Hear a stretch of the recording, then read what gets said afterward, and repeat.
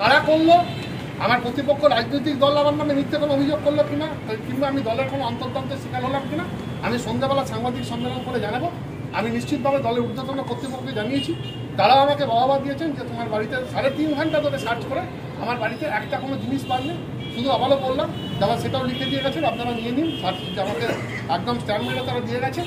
আর আমার বাড়ি থেকে দুখানা আমার লেখা বই তারা নিয়ে গেছেন, তারা বই পড়তে ভালোবাসেন বলে এই প্রথম কাস্টমস কালো বাড়িতে রেড করতে এসে বা সিজ করতে এসে বা মানে সার্চিংয়ের নিয়ে এসে, মানে ওয়ারেন্টে অর্ডার নিয়েছে, সার্চিং ওয়ারেন্ট নিয়ে এসে দুটো বই নিয়ে চলে গেছে। সামনে তো বিধানসভা ভোটে আমি এখনো কিচ্ছু বলবো না, আমি যা বলা দিয়ে সন্ধ্যাবেলা বলবো। আমার দলের ঊর্ধ্বতন কর্তৃপক্ষ আমাকে যেটুকু বলতে বলবেন আমি সেটুকু বলবো, আর দলের নেতৃবৃন্দ আমাকে যে রিপোর্ট করতে বলবেন সেই রিপোর্ট করবো। অলরেডি দলের নেতৃত্ব জানিয়েছেন, তিনিও দলের সুপ্রিম নেতৃত্বকে জানাচ্ছেন বা ইতিমধ্যেই জানিয়েছেন। তারপরেই আপনার বাড়িতে এরকম হয় না। কাসেম সিদ্দিকী সাধারণ সম্পাদক হওয়ার সঙ্গে আমার যোগ আছে। কাস্টমসে তো অভিযোগ তারা 15-20 দিন ধরে করেছে, একাধিকবার অভিযোগ করেছে। আর কাসেম সিদ্দিকী সাহেব তো কালকে আমার দলের সাধারণ সম্পাদক হয়েছে। এসব ফেক কথাবার্তা কোনো মানে হয় না। কাসেম সিদ্দিকী সাহেব গতকাল দলের সাধারণ সম্পাদক হয়েছেন, তার সঙ্গে আমার সুসম্পর্ক, সকলের সঙ্গে আমার সুসম্পর্ক। আর এই অভিযোগটা একাধিকবার করেছেন, এটুকু জেনে রাখুন। করার পর বাধ্য হয়ে কাজটা এসেছে। কে করেছেন, কারা করেছেন, কোন উদ্দেশ্যে করেছেন আমরাও দেখছি, দলও দেখছি। নিশ্চিতভাবে একটাই কথা হচ্ছে যে এই প্রথম কারো বাড়ি থেকে আমি একটা রাজনৈতিক ফিগার, আমার বাড়ি থেকে আমি তাদের সহযোগিতা করেছি, সর্বত্র তারা তল্লাশি করেছে। সর্বত্র তল্লাশি করার পরে আমি বললাম তো আমার বাড়ির বাথরুম, ঠাকুর ঘর, আমার শোবার ঘর, বেডরুম, দরজা, কানাচি, অফিস ঘর, গোডাউন কোনো জায়গা বাদ দেয়নি। তন্ত করে খুঁজেছি, কোনো জায়গায় খোঁজার পরে তারা শুধু দুটি বই আমার ভালো লেগে নিয়ে গেছে, আর কিছু পায়নি এবং সেটা লিখে দিয়ে গেছে। পরবর্তী সময়ে কে বা কারা এই অভিযোগটা করেছে জানতে পারলে তার বিরুদ্ধে আইনি পদক্ষেপ গ্রহণ করবেন? আমি সেটা আপনি সবকিছু পরবর্তীকালে সাংবাদিক সম্মেলন করে বলবেন।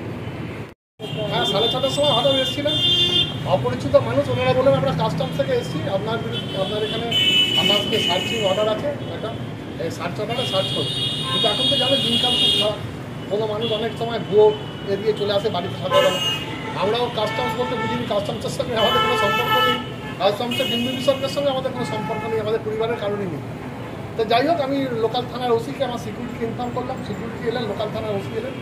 তারপর তারা কাগজপত্র দেখিয়ে বললেন যে কেউ কমপ্লেন করেছে আমার নামে, তাই কাস্টমস থেকে আমার বাড়ি সার্চ করছে। তা আমার বাড়িতে তারা তন্ন করে সার্চ করেছেন 3 ঘন্টা ধরে, যথেষ্ট সহযোগিতা করেছেন তারা, কোনো জায়গা সার্চ করতে বাদ দেননি।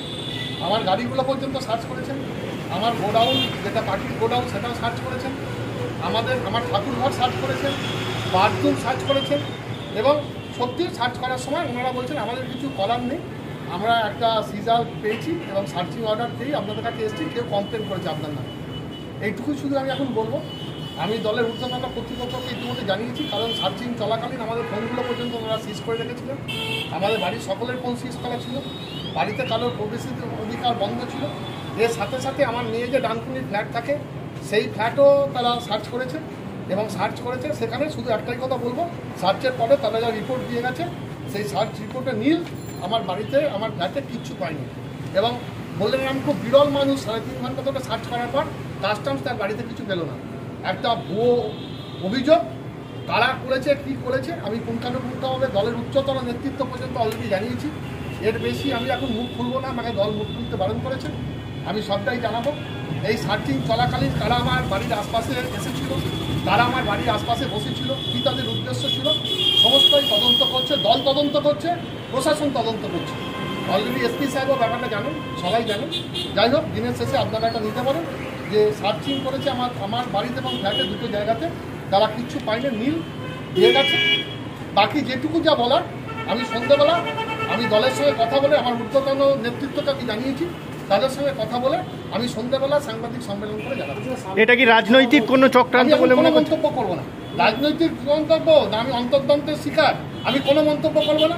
শুধু এটুকুই তারা বলেছেন যে এই প্রথম কাস্টমস সিজ করতে এসে আমার লেখা দুখানা বই তারা নিয়ে গেছে, ভালো লেগেছে বলে। এটাই আমার জীবনের প্রাপ্তি, দুখানা বই ভালো লেগেছে তারা নিয়ে গেছে।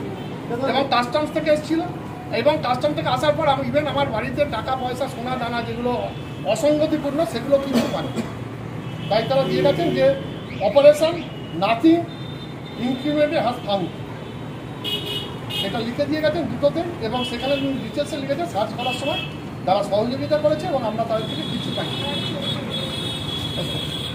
বাইরে থেকে বিদ্যা, ব্যবসা, চাকরি, জটক বিচার, বিবাহ, পারিবারিক অশান্তি, সন্তান লাভ, বাস্তু সমস্যা, আরো যে কোনো সমস্যার সমাধানের একমাত্র সেরা ঠিকানা জ্যোতিষী প্রসাদ রায়। আর দেরি না করে আজই চলে আসুন প্রসাদ রায়ের কাছে। আমাদের ঠিকানা 5A/23 Sepco township, B zone, Durgapur, 713205। Phone number 7407250555, 9064620441, 8967696309।